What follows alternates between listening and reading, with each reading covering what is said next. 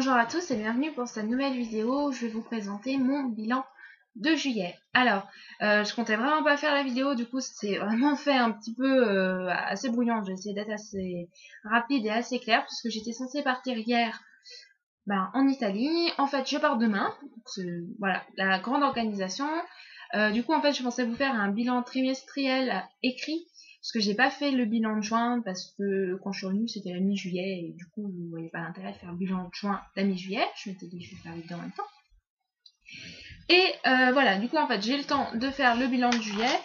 Enfin le temps je le prends plutôt, mais il faut que je sois assez rapide parce que j'ai pas terminé de préparer ma valise. Seule chose que j'ai préparée c'est ma valise livresque. Ça va me servir mais bon c'est bien quand même d'avoir quelques vêtements avec soi. Hein. Alors, j'ai commencé le mois, déjà, j'ai lu 17 livres ce mois-ci, donc voilà, je suis très contente.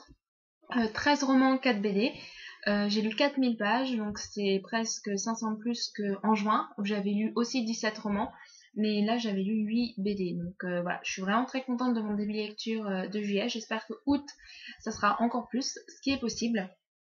Alors, j'ai commencé le mois en lisant Deux filles sur le toit de Alice Coopers, publié aux éditions Albin Michel dans la collection Louise, que voici. C'est un roman qui a été un presque coup de cœur, c'est vraiment un roman fort qui parle du deuil. Donc une jeune fille qui a perdu un proche et qui voilà n'accepte pas ce décès. J'ai pas envie de trop vous en parler parce que j'ai vraiment aimé découvrir ce roman. Je ne savais pas qui était mort au début, même si on le comprend très rapidement. Et c'est vraiment la fin, je m'y attendais pas. Bon, la personne ne ressuscite pas, hein, mais c'est vraiment du très terre à terre. Mais on ne sait pas en fait comment cette personne est morte puisque l'héroïne refuse de s'en souvenir. Et c'est la manière dont elle est morte à laquelle, on voit très rapidement, on voit assez tôt entre guillemets le schéma se dessiner, mais voilà, je m'attendais pas à ça. Et s'il y a un autre roman que je peux vous conseiller de cet auteur, c'est son premier roman. Il s'agit de Ne t'inquiète pas pour moi. C'est vraiment un roman que je vous recommande. Il est sorti en format poche. Le seul conseil que j'ai à vous donner, c'est de ne pas lire la 4e de cover parce qu'elle donne un gros spoil et c'est vraiment très dommage parce que vraiment le spoil qu'elle donne, c'est la toute fin et moi, ça a vraiment été le truc qui m'a vraiment frappé. Alors ensuite, j'ai lu le tome 1 de Francesca, Empoisonneuse à la cour des Borgia de Sarah Poole, publié aux éditions Ma, donc que j'ai reçu en service presse grâce à Inès qui travaille avec Gilles Paris. Alors, ceci, pour le livre aussi, la chronique est sur le blog. C'est un livre, c'est un thriller historique. Il y a beaucoup de potentiel, mais il y a énormément de longueur et qui plombe vraiment le récit, ce qui fait que j'ai mis 2,75 sur 5. Autant vous dire que ce n'est pas une bonne note. Ouais, vraiment, c'est les longueurs qui ont vraiment énormément plombé le récit. Et j'ai le tome 2 et j'espère que le tome 2 qui est aussi gros, qu'il y aura beaucoup moins de longueur. Et je vous avoue que je suis pas trop tentée de commencer le tome 2 à cause de ces longueurs. C'est vraiment le gros défaut, mais l'histoire est vraiment intéressante et ça parle on est en Italie en plus, à Rome en 1492 et je connaissais vraiment pas ce pan de l'histoire, ces personnages et tout ça, donc voilà, ça a augmenté ma culture historique. Ensuite, j'ai lu un autre service presse. Il s'agit d'Opération Menhir de Jean Vigne, publié aux éditions Livre, édition que voici. Donc c'est l'auteur qui m'avait envoyé le livre pour que je le découvre et puis que j'en parle autour de moi. C'est vraiment un livre qui m'a beaucoup surpris, que j'ai enchaîné après Francesca, donc j'avais vraiment besoin de quelque chose de léger. Ne connaissant pas le style d'auteur, je m'attendais à tout et à rien en même temps. J'ai vraiment été agréablement surprise parce que c'est vraiment un style de livre de roman de vacances, de roman plage, très fluide, très léger, où il n'y a vraiment pas besoin de se prendre la tête pour lire, ça coule de source. J'ai envie de le comparer à Musso parce que c'est vraiment ce même style d'écriture. N'ayant pas lu de Lévy, je peux pas vous dire.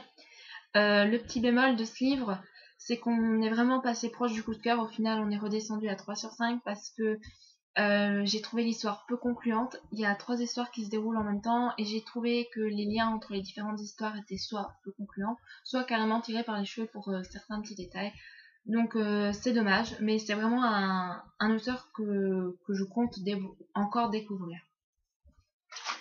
Un autre aspect, le tome 2 de Penelope Green, l'affaire Blue Waters de Béatrice Bottet, publié aux éditions Casterman, donc le premier partenariat que je reçois via le forum Club de lecture, que je remercie, puisque ce livre a été un coup de cœur. Le premier tome avait été un presque coup de cœur.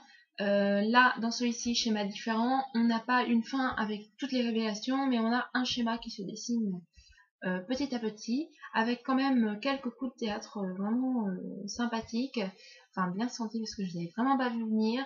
On est à des rebondissements, de l'action, une belle amitié. C'est vraiment un thème que j'ai trouvé encore beaucoup plus fort que le premier. Voilà, franchement je peux vraiment que vous recommander cette saga de 6 tomes. Donc Penelope Green, si vous ne connaissez pas, je vous conseille vraiment de découvrir. Ensuite, une très bonne découverte. Il s'agit du tome 1 de La peau des rêves, Nuit tatouée de Charlotte Bousquet, publié aux éditions L'Archipel dans la collection Galapagos, que voici. Alors, dans cette saga, on suit en fait deux histoires. L'histoire de Lona, qui est donc une gypsy, donc une personne qui a capacité de raconter des histoires, et ces histoires se gravent sur sa peau en forme de tatouage. Et elle va raconter l'histoire de Cléo.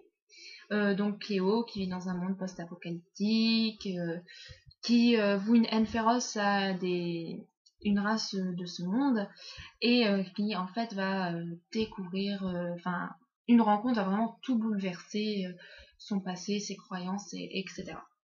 Voilà pour faire bref, mais ça a vraiment été une très grande découverte. Ça a été un presque coup de cœur. Je sais pas si j'ai eu quelques coups de cœur quand même dans le mois, mais j'ai beaucoup eu de presque coups de cœur, donc ça a été un bon mois. Mais voilà, il manquait le petit chouïa qui fasse que que ce soit le coup de cœur. Mais vraiment, ça se lit très vite. Par contre, je vous conseille d'avoir le tome 1 et le tome 2 sous la main, puisqu'en fait, le tome 1 et le tome 2 racontent l'histoire de Cléo. Et il y aura un tome 3 et je pense un tome 4 qui vont raconter une autre histoire. Il y a toujours le fil conducteur, c'est Lona. Mais voilà, l'histoire de Cléo se termine au bout du deuxième tome. Et au bout du premier tome, on ne sait absolument rien. À partir du moment où on va commencer à tout savoir, paf, l'histoire s'arrête. Donc c'est vraiment très frustrant. Surtout moi, je n'avais pas le tome 10 sous la main. Donc voilà. Alors ensuite, si j'ai eu un coup de cœur, le voici, il s'agit du tome 3 de la trilogie, donc c'est-à-dire le dernier tome de Rouge Ruby. Il s'agit de Vert Émeraude de Carstens-Gier, publié aux éditions Milan dans la collection Macadam, que voici. Bah écoutez, j'ai rien à dire sur le tome 3, c'est un coup de cœur. La trilogie l'aura été entièrement. C'est vraiment une trilogie que je vous recommande. Il y a de l'amour, de l'action, du mystère, du suspense, des rebondissements, des coups de théâtre. Il y a vraiment tout ce que vous voulez. Quelques trucs un petit peu prévisibles, mais ça va vraiment pas gêner. Une fois commencé, impossible de refermer le livre. C'est vraiment super génial et je vous recommande à tout prix cette saga. Enfin, cette trilogie. En plus, il y a 3 tomes, donc vous commencez pas une saga avec 15 tomes. Vraiment, c'est une trilogie. Et voilà, j'en redemande encore et je vais guetter les futures sorties de cet auteur. Deux BD ensuite. Il s'agit du tome 3 des pompiers et du tome 10. Le premier, c'est Le feu de l'amour et le deuxième, Lance un incident. Donc de Kazma Vestedo, publié aux éditions Bambou, que voici.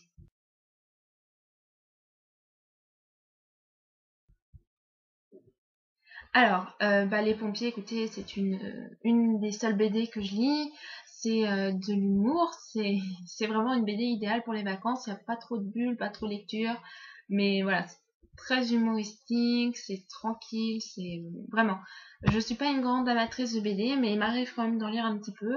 Les pompiers font partie des sagas que je lis, comme les profs, comme les gendarmes. Voilà, c'est vraiment ce genre de BD que je lis en vacances, c'est vraiment tranquille. Et si vous voulez découvrir peut-être les BD, bah écoutez, pourquoi pas. Je vous recommanderais Les Pompiers. Alors, ma première lecture commune organisée est le deuxième roman Bitlit que je lis, et donc une nouvelle saga Bitlit que j'aborde, enfin la deuxième. Il s'agit des chroniques de Makela Lane, donc le tome 1, Fièvre Noire de Karen Marie Moning, publié aux éditions J'ai lu. Écoutez, J'ai trouvé ce tome pas concluant, même peu concluant en fait. Sans parler de quelques scènes de sexe ici et là. Enfin, c'est pas vraiment des scènes de sexe, c'est... Ouais, presque. Mais voilà, c'est plutôt des choses qui s'apparentent à... pas un viol, mais voilà. Il y a une race de dents, en fait, et qui fait que quand vous les voyez, ils vous soumettent, et voilà. Comme il dit la quatrième de cover, les Silly, voilà, c'est comme ça qu'ils s'appellent, ils nous abattent peu à vue, ils préfèrent nous garder pour le sexe. Donc forcément, je pense qu'il y aura des scènes de sexe dans les 4 autres prochains tomes, puisque c'est une saga en 5 tomes. Dans celui-ci, il n'y en a pas trop, donc ça m'a pas vraiment dérangé, même si j'ai trouvé que le peu qu'il y avait n'avait pas vraiment son importance. Après, j'ai pas accroché avec Makela ou Barons. Notamment, j'aurais pris l'un pour taper l'autre, notamment Barons, que je n'ai absolument pas, j'ai envie de lui foutre des claques. Mais il y a quand même des choses vraiment intéressantes, et l'histoire en elle-même peut être intéressante. Du coup, je vais quand même laisser sa chance au tome 2, peut-être il me donnera envie de continuer, parce qu'après tout, c'est un tome 1, donc c'est un petit peu long à s'installer, il faut poser les bases, même si j'ai trouvé que bon, on rentrait assez vite dans l'action à partir du premier chapitre, on était, hop, on rentrait dedans, enfin, l'histoire commençait, ça traînait pas trop, mais voilà, il y a quand même des bases à poser, les Célie, les Uncélie, et puis tout ce que vous voulez, voilà. Donc, Fièvre Noire, pas très concluant, mais je laisse sa chance au tome 2. Alors, un roman que j'ai pas sous la main, qui a été un presque coup de cœur et une adorable découverte. Il s'agit de La fille aux licornes, donc le tome 1 de la trilogie. C'est une trilogie. La rencontre de Lénia Major, publiée aux éditions Talent Haut, que voici. Alors, une agréable découverte. Bah écoutez, c'est de la fantasy, ça aborde le mythe des licornes, et c'est vrai que j'ai pas lu beaucoup de romans sous ce thème, alors j'ai aimé découvrir le monde des licornes, même si on n'en sait pas encore beaucoup. C'est vraiment un roman assez, pas stéréotypé, mais on retrouve des choses genre la fille qui doit s'imposer dans le monde entièrement fait où il n'y a que des hommes. Alors c'est vrai que c'est du déjà vu, mais j'aime bien. En général, j'ai envie de dire, mais fais ça, oh, enfin, les autres m'énervent. Voilà, j'aime vraiment ce genre de truc, même si c'est du déjà vu. Là, c'est un tout petit roman.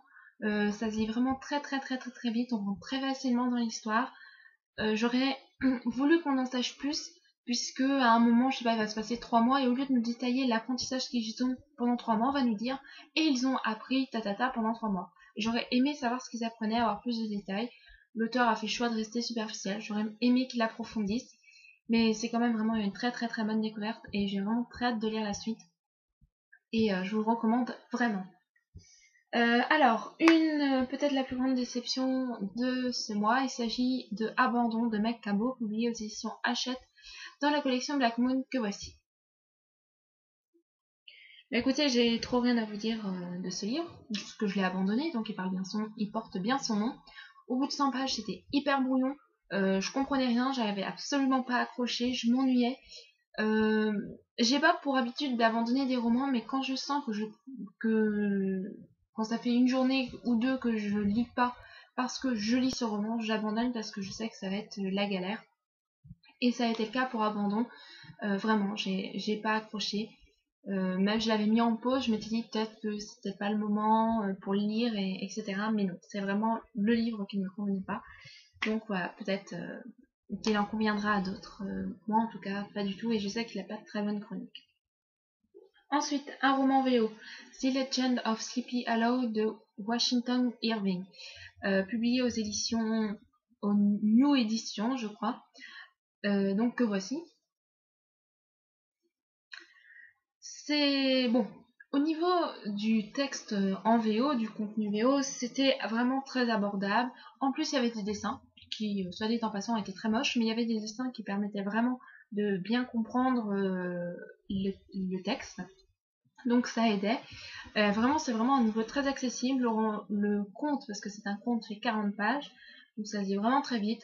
Après, au niveau de l'histoire, je l'ai trouvé pas terrible, mais voilà, c'est un roman en VO, ça permettait de lire en VO, je l'ai emprunté à Billy. Donc voilà, ça a été, le conte a été mis en film par Tim Burton et Johnny Depp, pour ceux qui aiment les Tim Burton. Personnellement, je l'ai pas vu, mais bon, comme je suis pas très fan de Tim Burton, je sais pas si je tenterai.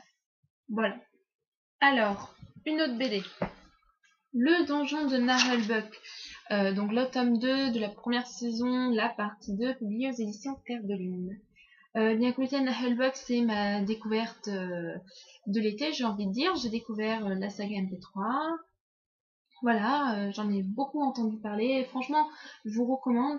C'est un petit peu vulgaire, mais c'est vraiment très très très très très marrant. Et la vulgarité, c'est vraiment c'est bien dans l'atmosphère, quoi. C'est pas dire du putain pour dire du putain. Ça correspond au caractère du personnage.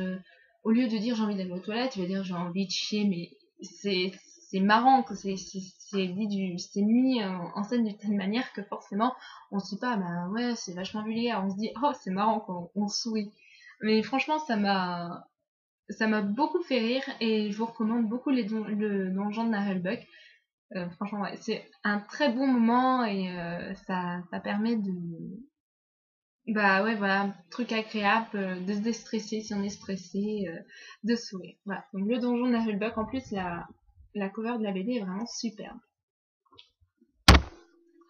Un nouveau pompier, le tome 5, L'homme de caserne, donc toujours de Cazeneuve Estédo, publié aux éditions Bambou. Donc là, pareil, toujours un agréable moment. Pas grand chose à dire, c'est toujours aussi marrant. Alors, le tome 2 de La peau des rêves, Nuit brûlée, de Charlotte Bousquet, publié aux éditions L'Archipel dans la collection Galapagos. Donc, dans ce tome-ci, on termine l'histoire de Cléo, que j'ai bien aimé, même si j'aurais aimé savoir qu'il y aurait un tome 3 sur elle, parce qu'il y a quelques questions auxquelles on n'a pas forcément des réponses, puisque, bah, sans vous spoiler, elle va essayer de découvrir qui sont ses parents. Et j'ai trouvé qu'on n'avait pas assez d'informations sur le père, j'aurais aimé en apprendre plus. Il y a des trucs qu'elle va pas forcément savoir, mais ça tombe sous le sens. C'est pas un oubli de l'auteur, c'est juste que comme c'est quelqu'un qui a raconté l'histoire à Lona, eh bien, cette personne ne savait pas tout, et puis Cléo a sa propre vie à mener, donc voilà, ça tombe sous le sens.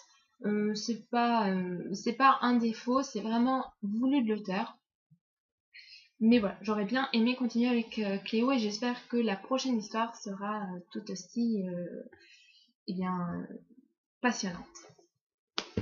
Alors là, ma vidéo est très très très très longue, il reste plus que 2 livres. 24 heures pour la fin d'un monde de Émilie Decamp, publié aux éditions Chloé Délice. Ma chronique est sur le blog et voici la couverture. Et bien écoutez, c'est vraiment un très très très très très beau livre qui m'a vraiment bouleversée, remuée. Il fait 107 pages, donc il se lit vraiment très vite et c'est vraiment un livre que je vous recommande. Mais voilà, il est très cher aussi, 15 € pour un quart d'heure de lecture. Mais si vraiment vous avez l'occasion de le trouver d'occasion ou sur internet ou quelque chose où il est beaucoup moins cher, bien vraiment, je vous recommande beaucoup, beaucoup, beaucoup, beaucoup ce roman qui est très fort, très poignant et qui aborde des thèmes vraiment aussi très forts. Et le dernier livre du mois, enfin en réalité j'en ai lu un autre, mais j'ai oublié de le rentrer dans le mois de juillet, du coup je vous en parlerai en août. Il s'agit du tome 2 de Mercy Thompson, Les liens du sang, de Patricia Rich, publié aux éditions Milady. Et j'ai terminé le mois sur un coup de cœur. Un livre que j'ai pas pu lâcher, j'étais vraiment bien dedans, j'adore Mercy, j'adore les autres personnages, j'adore vraiment cette saga Beat. Peut-être aussi parce qu'il n'y a pas de scène de sexe qui tombe comme ça. Donc les gens qui n'aiment pas trop la Billie à cause de ça, eh bien vraiment je vous recommande Merci parce que c'est fluide, c'est léger, c'est trop bien. Une fois commencé, impossible de refermer. Alors franchement je suis vraiment très très très très très très très très contente d'avoir commencé cette saga.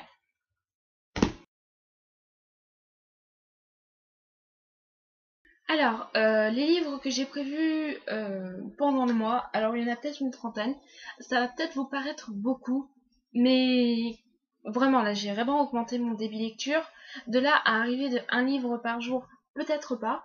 Voilà, c'est vraiment les livres que je dois lire. Et puis en même temps, il y a ma valise livresse. Donc là, je pars pour à peu près 20 jours. J'ai emmené 20 livres avec moi. Vous avez peut-être raison de penser que c'est un peu beaucoup, mais franchement, j'ai vraiment un énorme débit lecture quand je vais en vacances et je pense facilement pouvoir en lire 15 sur les 20.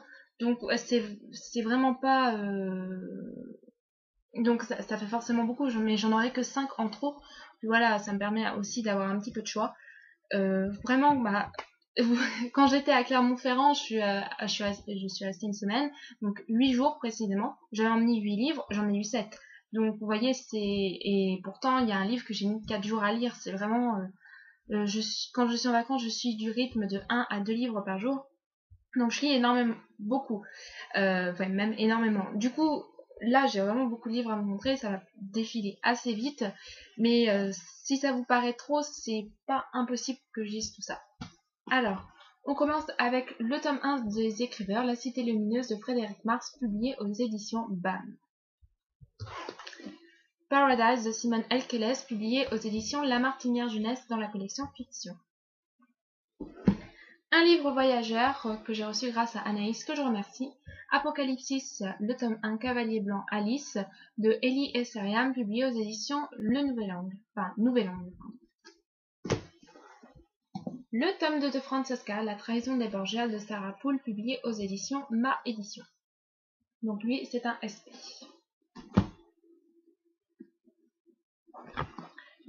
La sélection, donc le tome 1 de Kirakas, publié aux éditions Robert Laffont dans la collection R. Fièvre, donc le tome 2 de Frisson de Maggie Stiefvater, publié aux éditions Hachette dans la collection Black Moon. Un SP, L'héritage de Gina Fox, donc de Marie E. Person, publié aux éditions Les Grandes Personnes, qui est aussi un SP. Le tome 4 de Océania, Le murmure des étoiles, de Hélène Montard, publié aux éditions Rajo. Un SP, Corps et âme d'Olympe Mousseron, publié aux éditions Percé. Un autre SP, Freedom, la rupture, le tome 1 de Tino Foresta, publié aux éditions Mon Petit Éditeur.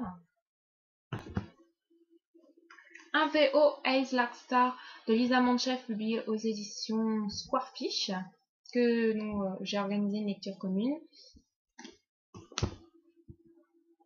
Ce que j'ai vu et pourquoi j'ai menti, de Jody Blundell, publié aux éditions Gallimard Jeunesse dans la collection Paul Fiction Fille, un SP aussi. Le tome 2 de Némésis, L'heure de la bête, publié aux éditions Pocket Jeunesse et donc de Catherine McPhail. Le tome 2 de Fleur Laven, La menace de l'étoile du soir, publié aux éditions de Nathan et écrit par Brandon Mullen. L'étang aux libellules de Eva Ibbotson, publié aux éditions Albin Michel dans la collection Blues. Un autre VO que j'ai commencé, The Amazing Story of Adult Festive de Michael Morpurgo, publié aux éditions HarperCollins. Un SP, Ceux qu'ils n'ont pas pu nous prendre, de Ruta Sepetys, publié aux éditions Gallimard Jeunesse. La maison de soie de Anthony Horowitz, publié aux éditions Hachette. Le tome 1 de Beer Smart, Rebelle, de Cara M. O'Brien, publié aux éditions Fleurus, dans la collection Mango. Et un nouvel SP, donc le tome 1 de Promise de Ali Kondi, publié aux éditions Gallimard. Les livres que je viens de vous présenter, c'est essentiellement ma valise livresque, donc on peut considérer que tout cela y seront lus. Ceux que je vais vous présenter, c'est ceux qui sont tous à rendre, ce sont mes livres de la bibliothèque qui sont tous à rendre pour le 6 septembre. J'en ai encore une bonne pile à côté, donc c'est ceux que je veux à tout prix lire. Je vais vous dire lesquels je suis quasiment sûre que je lirai et ceux un petit peu moins. Donc celui-ci, je suis sûre parce que je suis en train de le lire. Il s'agit de Belle de Robin McKinley, publié aux éditions Nemos. Celui-ci, c'est Hypothétique, qui sera peut-être en septembre. Candy Pop, le tome 1, En route vers la gloire, de Lorraine Laverne, publié aux éditions Gallimard Jeunesse. Donc c'est un SP. Celui-ci, c'est quasiment sûr le tome 2 de Birthmark, banni de Cara M. O'Brien, publié aux éditions Fleureuse dans la collection Mango, sauf si j'ai pas aimé le tome 1. Celui-ci, c'est certain. Je ne l'ai pas emmené avec moi parce qu'il est un peu gros, mais donc le tome 4 du cycle de l'héritage, l'héritage de Christopher Paolini, publié aux éditions Bayard Jeunesse. Donc c'est une belle. Écoute-la de Sarah Dessen, publié aux éditions Pocket Jeunesse. Oui, c'est quasiment certain. Damné de Lauren Kate, publié aux éditions Bayard Jeunesse aussi, le tome 1. Peut-être pas. Lui, peut-être pas non plus le tome 3 de Frisson, Fusion de Mackie Stiefvater, publié aux éditions Hachette dans la collection Black Moon. J'aurais peut-être pas le temps. Lui, c'est quasiment certain le tome 7 du Night World, La chasseresse de L.J. Smith, publié aux éditions Michel Lafon, parce que j'ai le tome 8 que je vais pas vous montrer, mais bon. Celui-ci, c'est quasiment certain, sauf si Promise ne me convient pas. Il s'agit de Insoumise de Ali Kondi, donc le tome 2 de Promise, publié aux éditions Gallimard Jeunesse. Et le dernier, j'espère, mais je suis pas trop motivée pour lire, j'espère que la motivation viendra. Il s'agit du tome 4 de Oscar Wilde, L'Allié des Ténèbres de Ellie Anderson, publié aux éditions Albin Michel, pardon. Donc voilà, donc la vidéo est assez longue, c'est ça, quand on lit beaucoup en un mois.